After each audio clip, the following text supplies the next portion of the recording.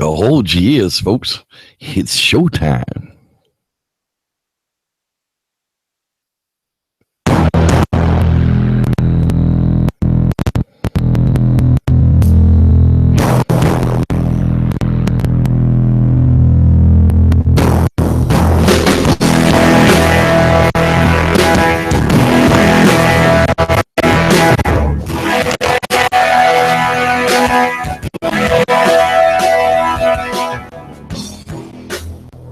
Welcome, everybody, to the Squatchers Lounge podcast. Hope the audio cleans up a little bit better after all of this. It's been a really hard time lately. Let's hope they just keep the audio going through a full show and we'll start there. How about that? Welcome, everybody, to the season of encounters. That's right. Season 5, the season of encounter. And this week we're going to Yavapai County in Arizona.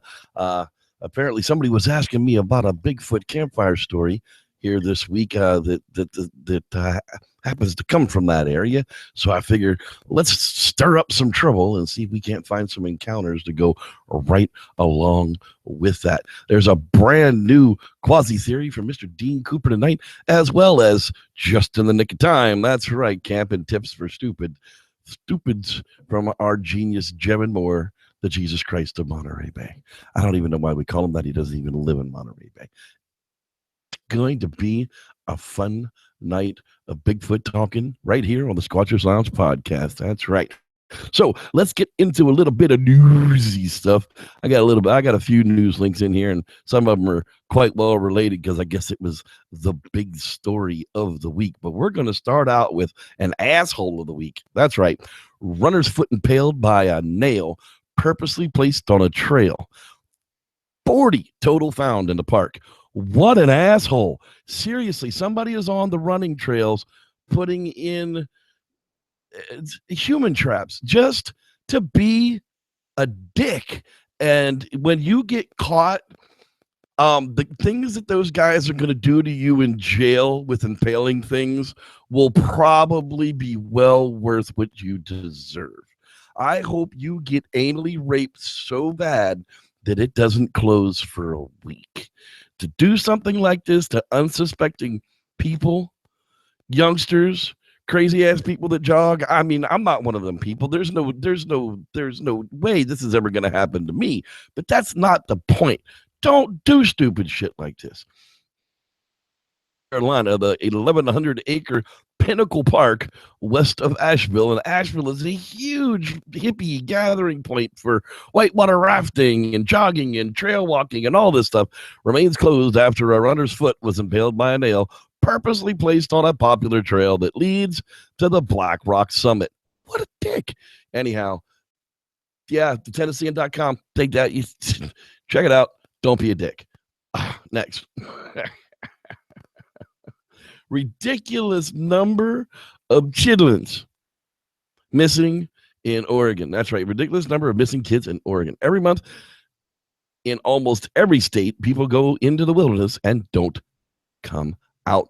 Portland, Oregon's KOIN says every year hundreds of people are reported missing in national parks and forests, many of them children.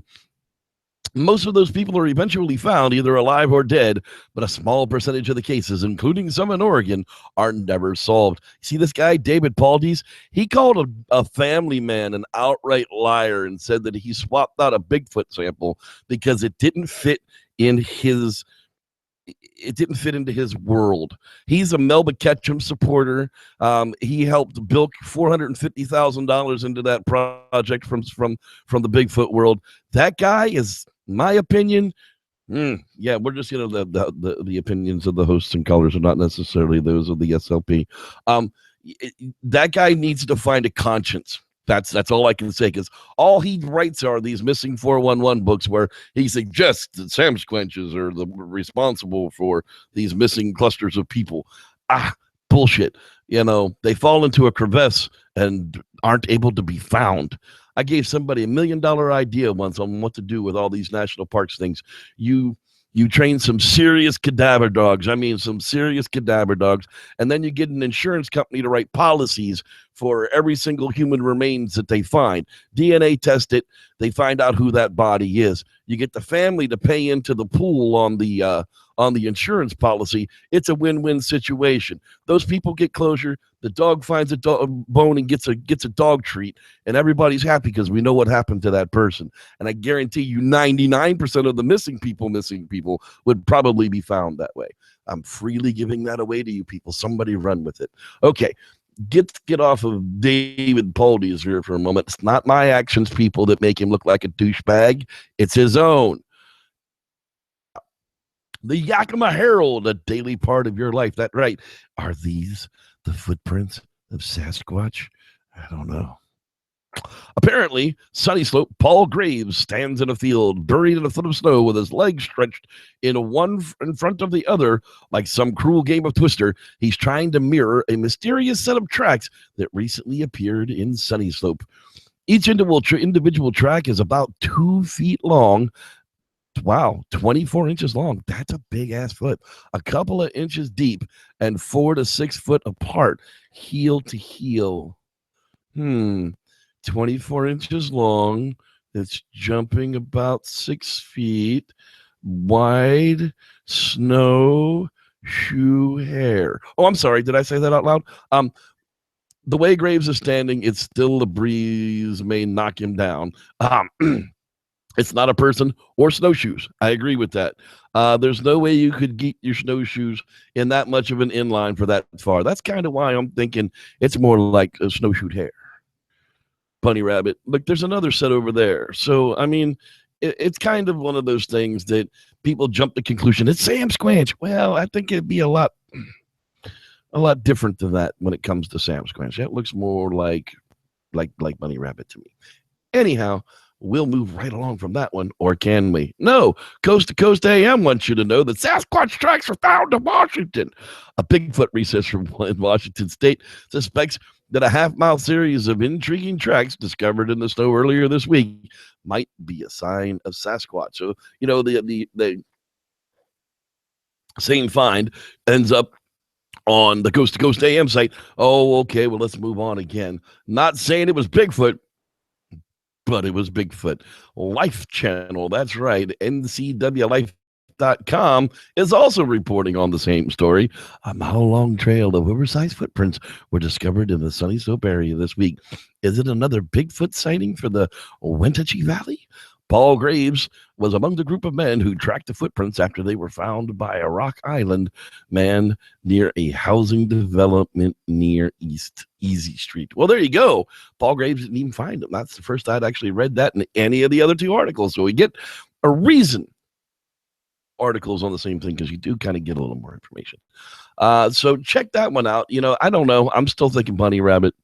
I really am, because the bigger feet land in the front and then the ass sits down and then they launch again. That's why they call it bounding.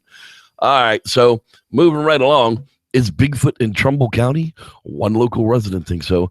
Howland, could Bigfoot be in Trumbull County, Ohio? Pete Condolius.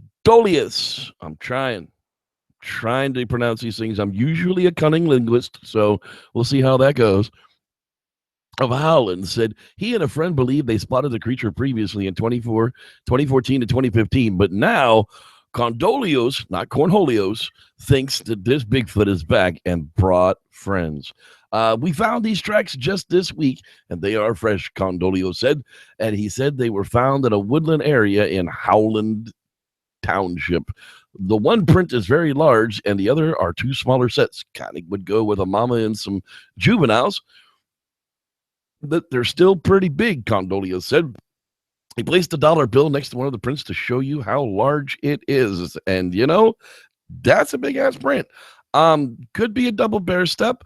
Without a cast, it's really kind of difficult to tell. There still seems to be some water in the track, so that's going to wash away or meld away any of the detail that might have been there. But, you know, that's kind of how you handle a track. Who knows what it is, but it's another neat story coming out of Ohio.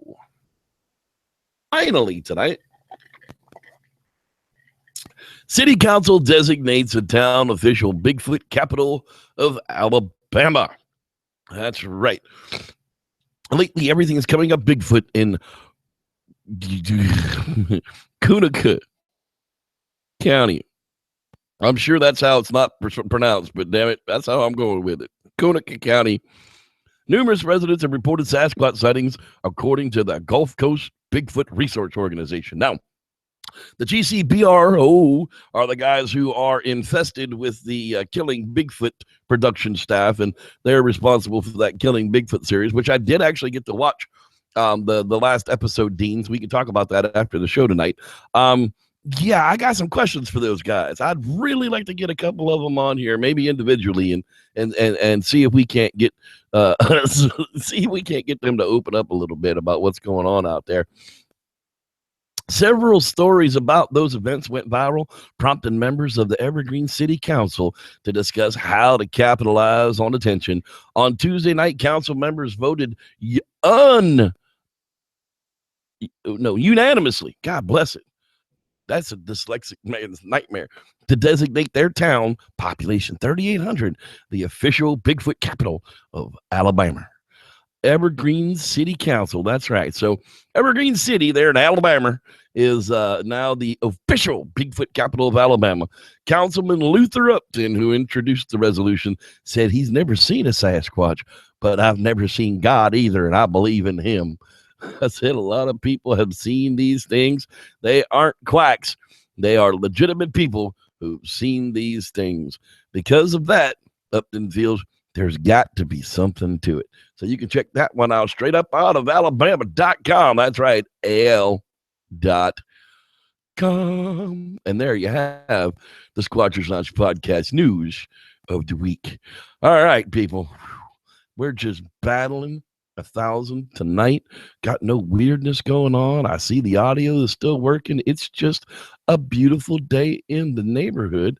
I'm glad you guys are here with me, because to be honest with you, it'd be a little lonely sitting here talking to myself, but I guess I don't have to do that. I'm stalling as usual because I forgot my particular quasi theory picture like I always do. Oh, there it is. Okay, well, now that it's going to take another 10 seconds for that stupid thing to open, now I think I've stalled just about long enough. It's time for us to hear another quasi theory from Mr. Dean Cooper, our quasi theorist. That's right. There you go, sir. Valentine's Day, Schmalentine's Day. That's right. And now, quasi theories from a quasi scientist with your host, Dean Cooper. Valentine's Day, Schmalentine's Day. Last week, Tuesday, was St. Valentine's Day. Exactly who was this bugger and why do we care? Officially, his full moniker is St. Valentine of Terni. Officially, he was the bishop of said town, although some sources say he was also the bishop of Narnia. No kidding, really, Narnia. It's now the Italian city of Narni, but back in old Rome, it was Narnia. Also, officially, he was buried at a cemetery on the Via Flaminia close to the Ponte Milvio to the north of Rome on the day he was martyred. But he didn't stay there long. He got dug up by some of his disciples a day or two later and hauled back to Terni to be buried again for a while. I say for a while because, as Wikipedia says, St. Valentine's remains are also believed to be in Dublin. In 1836, some relics that were exhumed from the catacombs of St. Hippolytus on the Via Tiburtina were identified with St. Valentine, placed in a casket and transported in a procession to the high altar for a special mass dedicated to young people and all those in love. Also in 1836, Father John Spratt, an Irish priest and famous preacher, was given many tokens of esteem following a sermon in Rome. One gift from Pope Gregory XVI were the remains of St. Valentine and a small vessel tinged with his blood. The reliquary was placed in Whitefriar Street Church in Dublin, Ireland, and has remained there until this day. This was accompanied by a letter claiming the relics were those of St. Valentine. That ends my required quote from Wikipedia. How he got from Terni to the catacombs in Rome is anybody's guess, along with how anybody could tell the body was his. Maybe he tunneled, burrowed his way. All roads lead to Rome, as the saying goes. He was supposedly beaten and beheaded on the 14th of February in the year 269 of the Common Era. 70 or 273, opinions vary. The day remains consistent despite the conflict of years. Therefrom we get Valentine's Day. I say supposedly beaten and beheaded because he's not in the earliest list of Roman martyrs, the chronography of 354, and only pops up in the Martyrologium Hieronymianum, which was compiled between 460 and 544. He must have gotten to the list before the final version because he got his official feast day declared in 496 by Pope Gelasius I, who included Valentine among all those, quote, whose names are justly reverenced among men, but whose acts are known only to God, end quote. I take this to mean that Pope Gelasius I hadn't a clue as to who Valentine was or why he was put in that list of martyrs. The feast date is our modern St. Valentine's Day, of course. St. Valentine is the patron saint of epilepsy, fainting, plague, beekeepers, betrothed couples and other lovers, chocolatiers, and greeting card companies. I threw the last two in for obvious reasons. Nobody associated him with the last three until Chaucer showed up and wrote his Parliament of Fools, written sometime in the 14th century. Now here's where I go quasi on the whole St. Valentine thing. The man, the day, the whole shebang. No one knew he existed until that first list from the late 5th century, around 200 years after he became a wandering corpse. The Roman Church was big on absconding with pagan stuff and rebranding it. Christmas, Easter, plopping cathedrals down on old pagan temple sites, swiping pagan gods and renaming them as Christian saints and martyrs. The list is near endless. The old Roman pagans had a holiday they celebrated on the Ides of February, the 15th of February. It was the Lupercalia, and it honored the goddess Februata Juno, one of the many goddesses of sex and fertility. There's your start of it all, goddesses, sex, and fertility. Enough said. I rest my case. You may read the text of this on my blog at bydean.com. It's BHAIDIN.com. Well done there, Mr. Quasi-Theorist. Bah humbug on St. Valentine's Day. That's right. If your old man isn't making you happy every day of the year, he ain't going to do it on Valentine's Day either. So, with that being said, it's time for Camping Tips for Stupids from our own Camping Tips genius, Mr. Jevin Moore. That's right.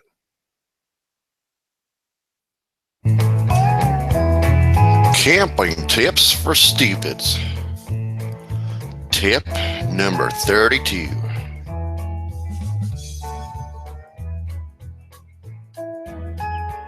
These are old tires. This is a box of grenades. This is Barb from Stranger Things.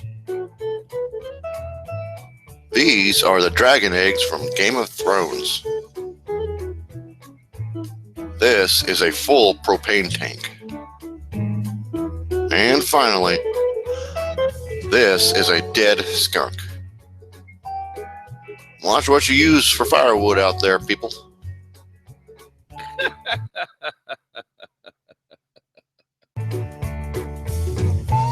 This has been Camping Tips for Stupids. Remember to spay and neuter your idiot population. Oh, God, that's right. Let's spray and neuter. Yeah, spay and neuter your idiot populations.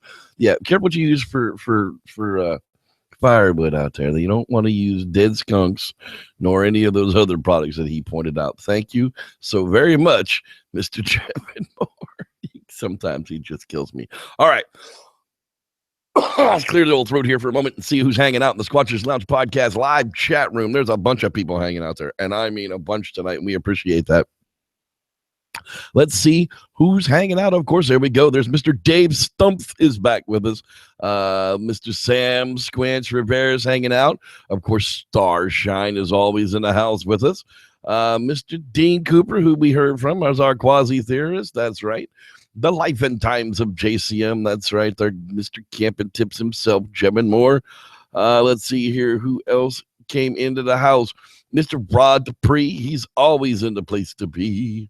Mutation Designs is here with us tonight. Glad you could join us as well. I know there's more people here. I'm way up top, so we're going to scroll down here and hopefully don't miss anybody there. Now batting third base, our center fielder, Mr. Kurt Harris. I'm glad you're doing all right tonight, buddy. Hope you're feeling good.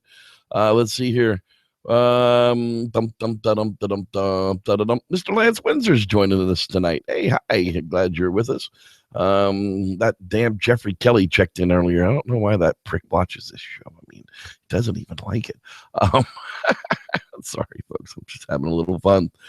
H3F3MUS. It's supposed to say Hefemus. I don't know. Hey.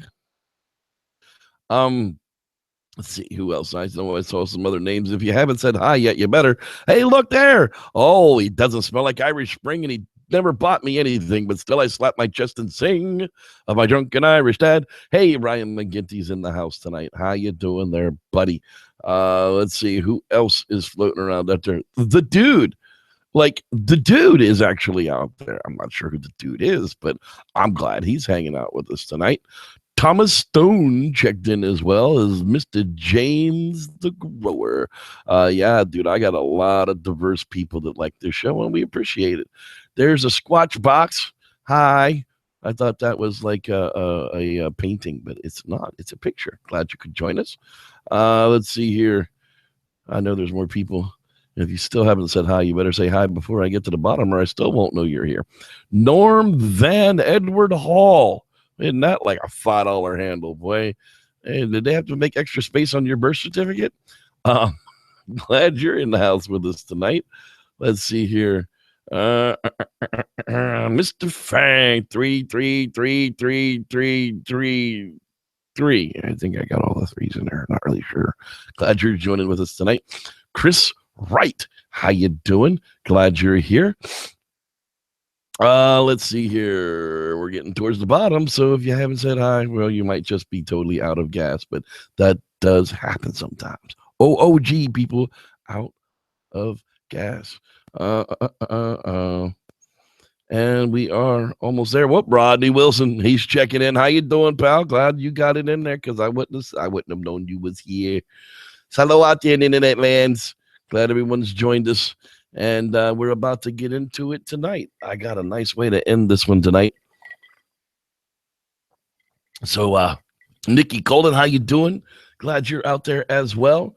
And I think that's actually it. Well, glad you're out there in internet lands to join us tonight. As usual, we're going to get into a little bit of the old googly earth here to kind of get an idea of where we're talking about tonight. Now, we're talking about Yavapai County, Arizona. Now, I used to poo-poo on the old Arizona because, I always thought it was like a desert. We go to the desert, you move to Arizona. But apparently, there are large swaths of mountainous areas that have the same kind of conditions that might be supporting a relic population. And this little red circular thing, or little red line here around the area that we're talking about, is going to bring us to our conclusion tonight. However, let's see if we can't find some other encounters before we actually get down to there. June 1977, a troop of Boy Scouts observed a large humanoid track. Now, I guess I ought to tell you, there are several Boy Scout camp locations around the Mogollon Rim. I guess we ought to start there. Now, what we're talking about tonight is what they call the Mogollon Monster. Okay, the Mogollon, Magion, Mogollon. It's a legendary creature that's been discussed in accounts in the central and eastern Arizona as along the Mogollon Rim, that is most often described as Bigfoot or an ape-like creature, but descriptions vary. Reports of footprints, video, and hair samples have been documented by cryptid enthusiasts, but no conclusive evidence has ever been found to date.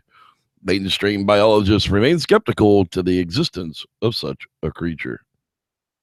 Now down here, if we do a little searching for just a moment, well, we'll get back to that a little later.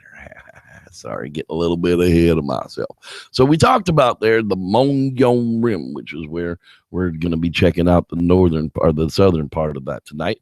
The Mogollon Rim is a topographical and geological feature cutting across the U.S. state of Arizona.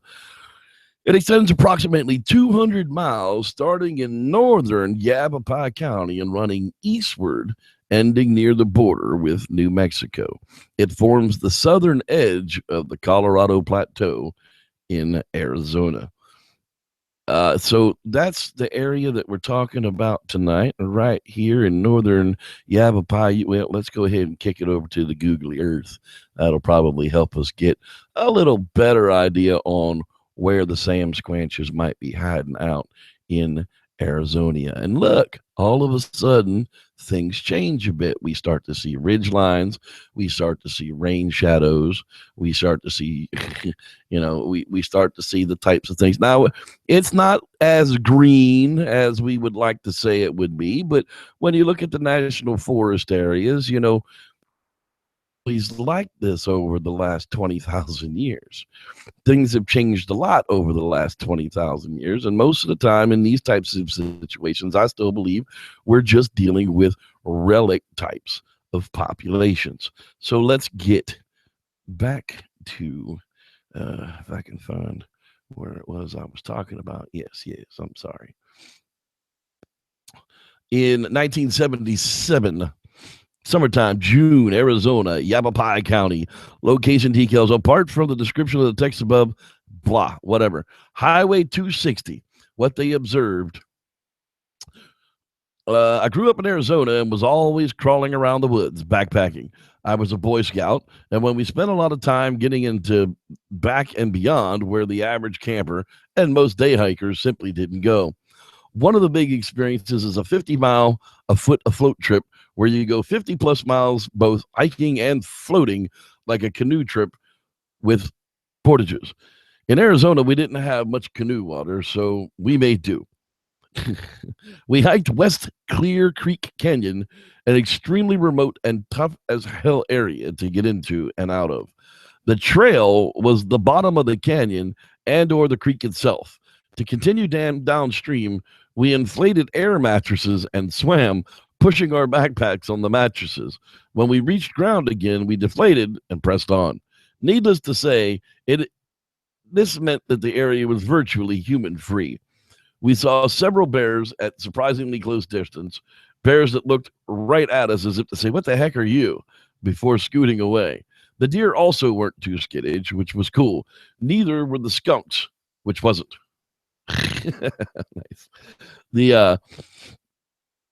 Nice. This hike travels roughly Payson, near where we started, to Camp Verde, near where we got picked up. We actually ended up at the end of Bullpen Road, which used to be a fairly popular day camper location.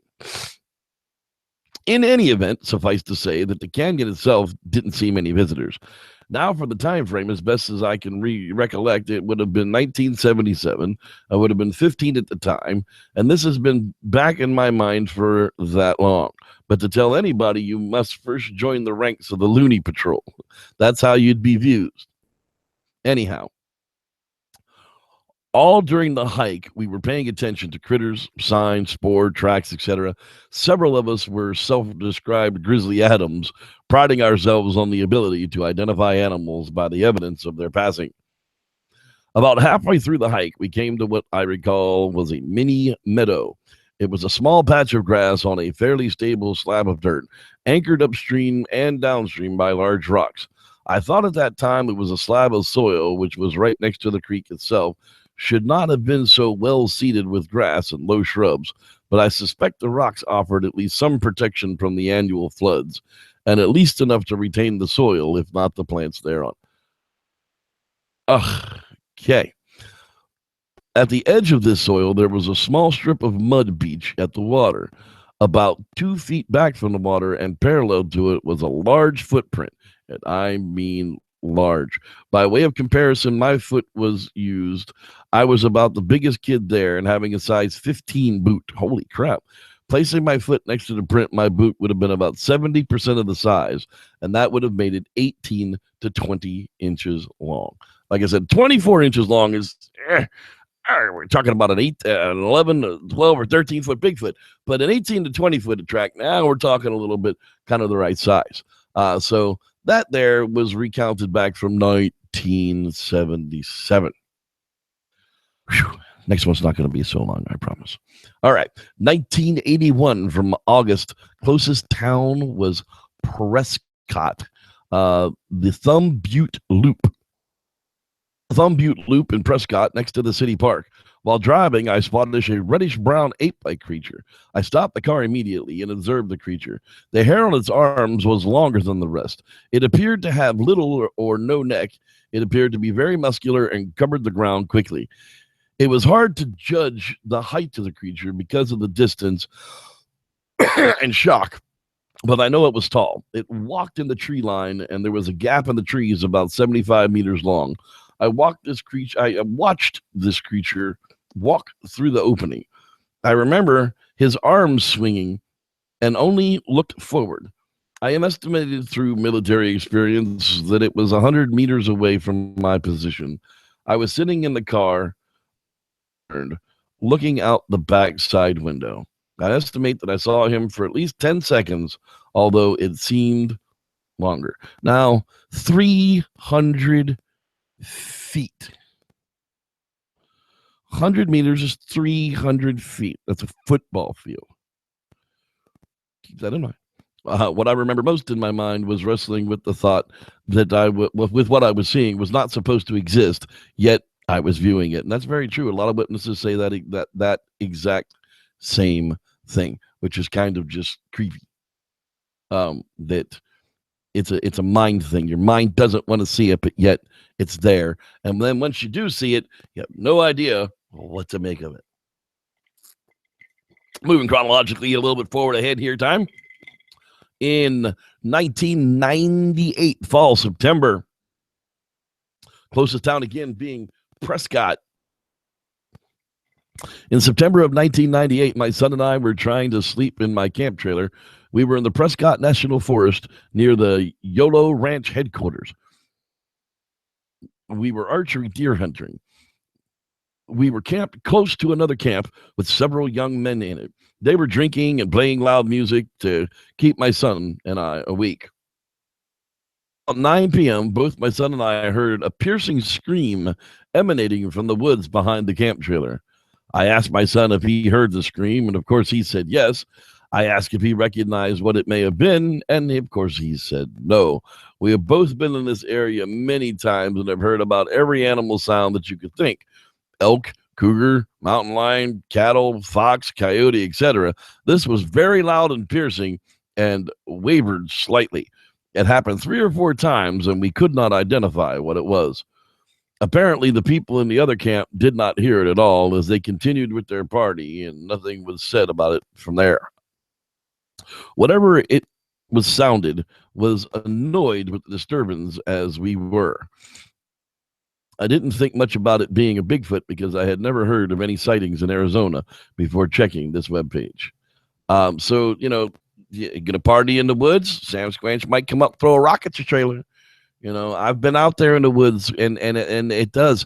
It's like we've been camped out in the same area as other people, and boy, it's just you can't not look up the hill every time you hear their music blaring, or you know, you hear them screaming off the top of their tweaked out brains. It's kind of scary what people go to the woods to do sometimes. All right, moving right along here. We're coming up a little closer here. Year 2005. That's right, summertime. Nearest road was Road 50, close to Page Springs, Arizona. I was in Page Springs, Arizona on Oak Creek in July of 2005 with my kids camping, and my daughter and I saw something. I saw it twice. Also, a friend of mine and myself had some bad feelings in a particular area there. He was camping further down the creek, and what I saw was odd. It was gray, 4 to 5 foot tall, slender, fast moving, able to hide, and made a screeching noise twice.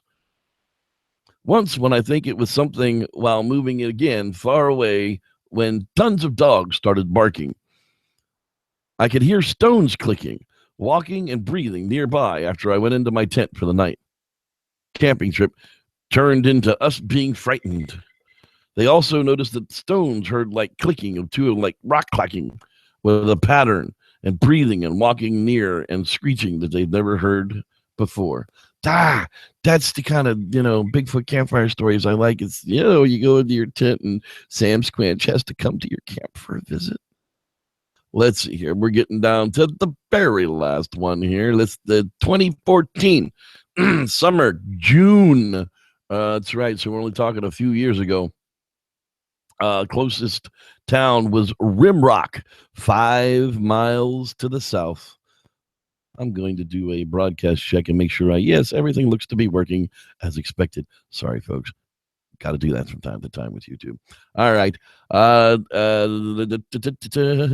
15-year-old son, my friend, and I were out frog gigging in a creek off of Road 179 near Sedona and I-17 in Arizona.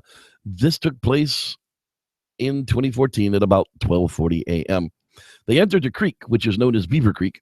We had all of our gigs and 100 lumen lights, and we were walking upstream after we entered the canyon in which the creek was located. As we entered the canyon, I noticed a wrong, musky, stinky smell. But I did not say anything because this could have been skunk or javelin, which is common in the area. After walking for about 200 yards, my son, who was in front, stopped and said he heard something walking away from him up the creek. I asked him if it was a deer or elk. He told me he could not see because of the underbrush, but said it sounded like a heavy person. We continued for the next few or more feet, and then we observed 3 large rocks thrown from the thick brush above our heads, about 20 yards in front of us over the creek to the opposite side. We all stopped and then heard branches crashing as if something crossed the creek in front of us. We looked in all directions with our lights, but the brush and the trees were too thick to see through. I stopped and hit my gig against a tree 3 times. We then hear branches breaking upstream. We crossed the creek and stopped. A rock was then thrown towards us and landed in the creek about 5 yards in front of us. I advised my son and my friend that we need to go back, but as we turned to go back out, something very large ran toward us and up from the creek bottom into thick brushes, breaking large branches. We searched with our lights, but we could not see anything. And then when we walked out and made it back to our truck. So territorial type of a charge, could that be what it is? You hear about bluff charges from apes, especially from big apes like gorillas. I wouldn't necessarily, chimpanzees do it, and I still think, Sasquatch is going to end up being one of those Sam Squanchiest types of things, is going to end up being a chimpanzee. So there you have it. You've got more than a half dozen of credible Bigfoot encounters, observations, vocals, sightings coming out of the exact same county out of what we're going to talk about here at the, well, not even going to talk about, I'm actually going to give it to you. I figured since it was all going to be about this and a lot of you guys hadn't actually heard the very final Bigfoot campfire, well, not the final Bigfoot campfire story, don't be scaring everybody, jeez, oh cripes, the Bigfoot campfire story that we're talking about here tonight. Oh, this is just so creepy. Anyhow, I figured I would finish off the show tonight with the actual Bigfoot campfire story so that those of you who hadn't heard it can hear it now on the show tonight. So I want to thank everybody for watching live. Thanks for hanging out with me. There will be an after show after the show.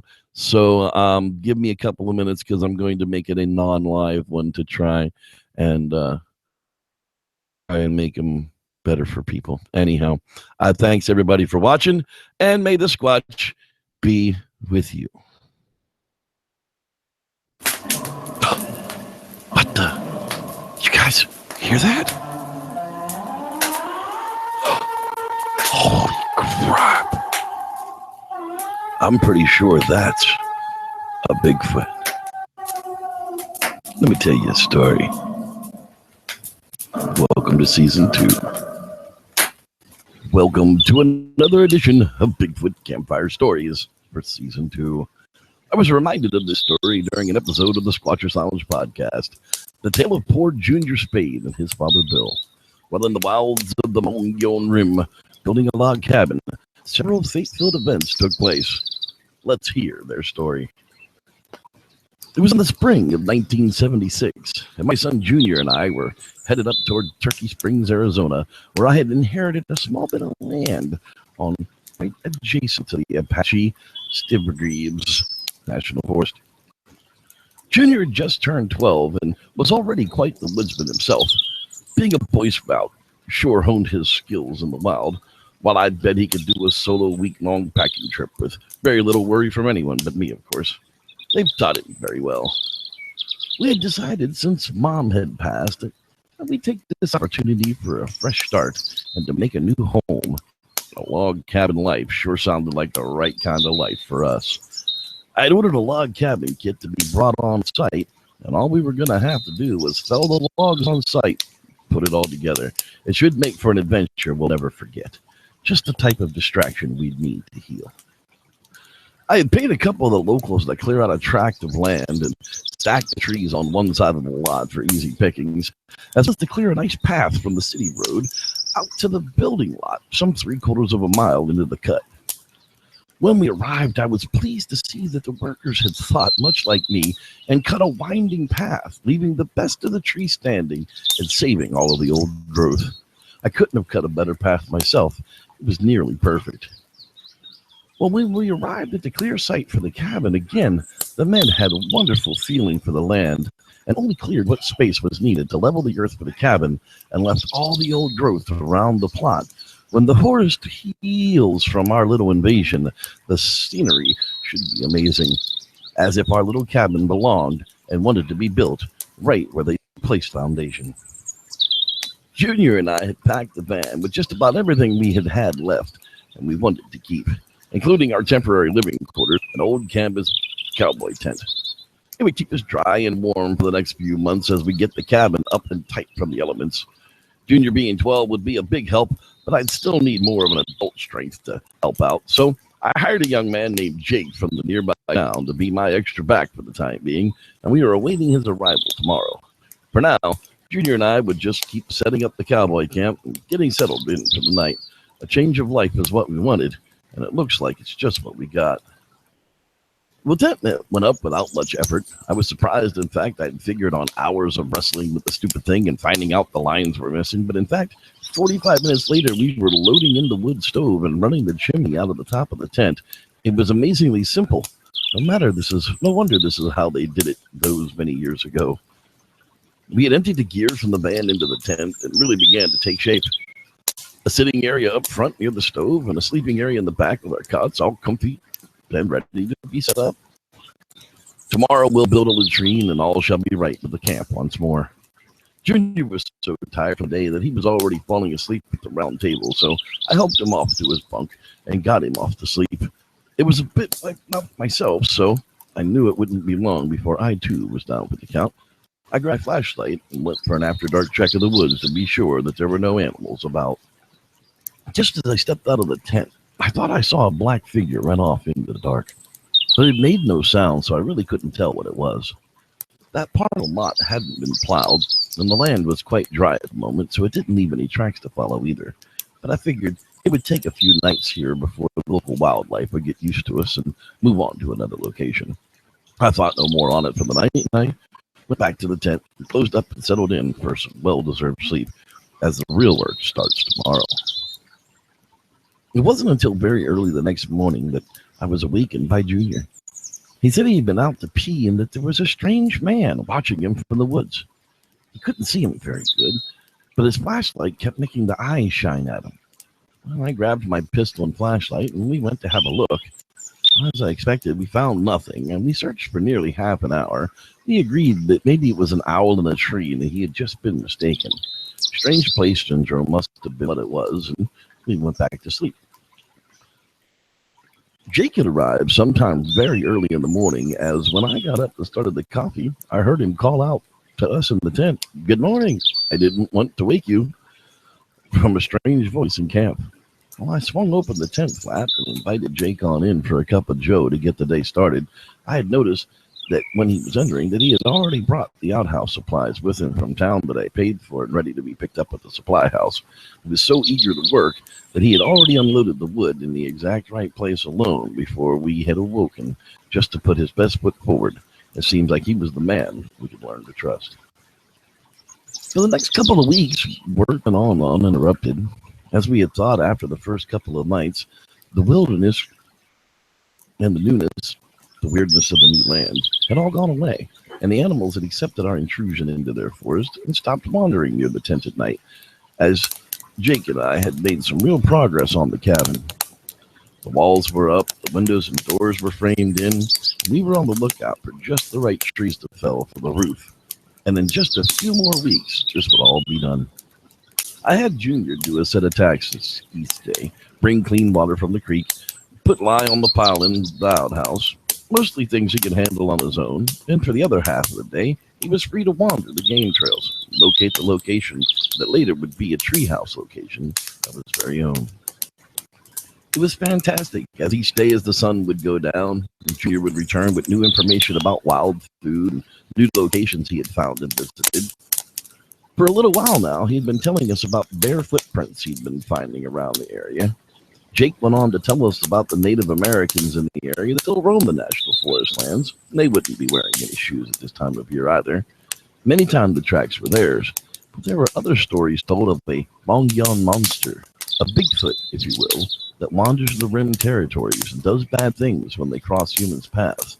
So to always be vigilant and aware of where you are and how far you had wandered from camp. I chalked it up to old Indian stories to keep the young ones in camp at night and keep people from wandering off from the fires alone. Sometimes I really wondered.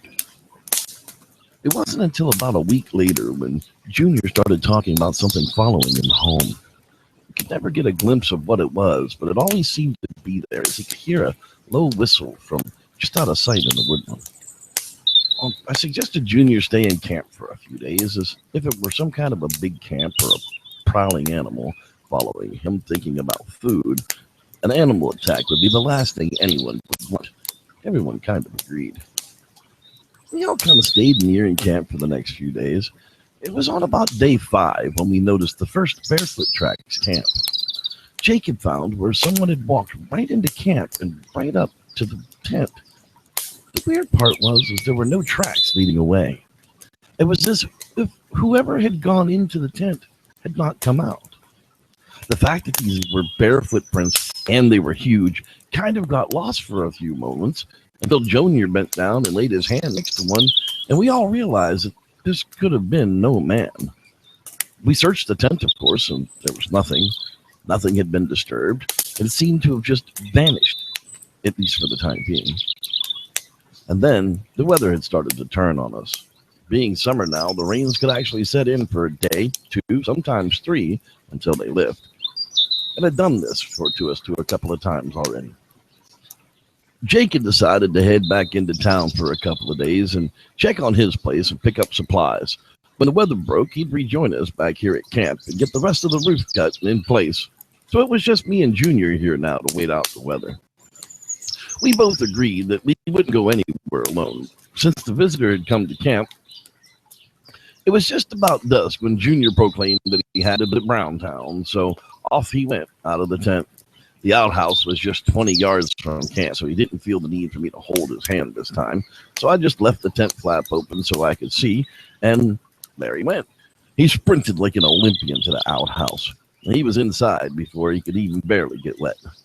A few minutes had passed, and the outhouse door flew open, and out popped the later Junior, who then promptly closed the door and started his sprint back to the tent. But to my horror, he never made it. I thought it was some kind of a movie playing out in front of my eyes, but a giant hairy creature emerged from the woodline and intercepted Junior not 5 yards from his run to the tent. It picked him up off of his feet, tore off in a flash into the woods. My boy clutched at its iron arms, and all I could hear was Junior screaming off in the distance. It took me a few moments to realize that it was actually me screaming in horror at what I had just seen. I quickly came to my senses, threw on my poncho and grabbed my shotgun, slid on my boots and ran off in the direction the creature had run. There were deep tracks plowing through the soaked ground, even more heavy now with my boy in its grasp. I could only imagine Junior kicking and clawing and punching the creature in an effort to let him go. It couldn't keep him held for long, or it would end up hurting him, so I knew I had very little time. I followed the tracks as fast as I could, but they covered twice the ground, twice as fast as I could. There was no way I could give up. I followed the tracks for what seemed like forever, my worst thoughts running through my head, my mind of what could be happening to my son. Then I heard him scream, "Dad, help me!" And I ran in that direction just as fast as I could manage. Finally, as I came to a very small clearing in a very dense part of the woods, there on the ground was Junior, a little worse for wear, but alive. While I ran towards him, I only got a few feet when a very large, hair-covered monster stepped out of the trees between us. It appeared to be a female, as there were breasts present, barren of hair. She had wide hips like a woman of many births had had. 2-inch long hair that got longer to the wrists and ankles covered her body, except for the palms, breast, face, and feet. It was very reddish, dark fur. She was taking possession of my son, and I had no choice but to aim and fire my shotgun to regain control. I blasted the creature at point-blank range, and she charged at me, knocking me to the ground and knocking away my shotgun out of sight and unreachable. She stood over me, bleeding from the chest where the bird shot had busted open the skin very deeply, but not enough to kill her. Junior screamed out again as she turned to look his way. I pulled out my fixed blade from my sheath and I stabbed it into her foot, cutting 2 of her smallest toes from her right foot. She screamed out in terror as she reached down and snatched me by the face. The very last thing I remember was seeing her walk over to Junior, stomping on his head with her bloody foot, then picking him up and walking away with him, just as the warm embrace of unconsciousness just washed completely over me. They say it was Jake that found me in the woods the next day. He had found the scene at the camp and followed the tracks, found the trail, and discovered me lying in a pool of my own blood, barely alive. Jake said he couldn't believe that I was still breathing and had survived such an attack, seeing as he found me with my face hanging on the branch just above my body. I guess this wasn't the new start we were looking for. According to the story later told, police and fire rescue, wildlife department, and everyone you could think of searched for poor Junior. His father's injuries were so bad that the man will never again have a normal life. They said that after he had healed, he had went back and finished his cabin in the woods, and still to this day searches the forest for the 3-toed Mogollon monster and his poor missing son, Junior. Thanks for listening. I'm Reverend Jeff, and may the Squatch be with you. Thanks a lot for joining me tonight, people. We'll see you next week.